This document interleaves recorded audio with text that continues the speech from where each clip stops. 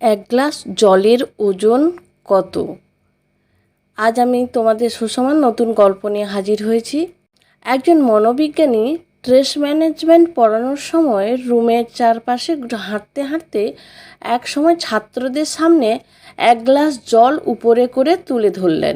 তখনই সবাই ভেবেছিল হয়তো তিনি গ্লাসে অর্ধেক খালি না অর্ধেক ভর্তি এই প্রশ্নটাই করবেন, কিন্তু তিনি তা করলেন না।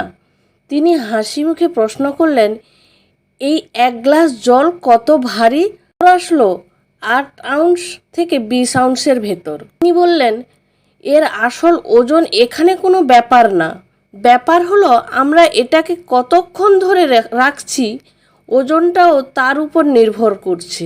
যদি আমি এটাকে 1 মিনিটের জন্য ধরে রাখি তবে কোনো সমস্যা হবে না, যদি এটাকে 1 ঘন্টা ধরে রাখি তবে আমার হাতে ব্যথা অনুভূতি হবে, আর যদি 1 দিনের জন্য এভাবে ধরে থাকি তবে আমি অসাড় এবং পক্ষাঘাতগ্রস্ত বোধ করব। প্রতিটা ক্ষেত্রে এর আসল ওজনে কোনো পরিবর্তন হয় না, কিন্তু ধরে রাখার সময় বাড়ার সাথে সাথে এটা ভারী থেকে ভারী লাগতে শুরু করে।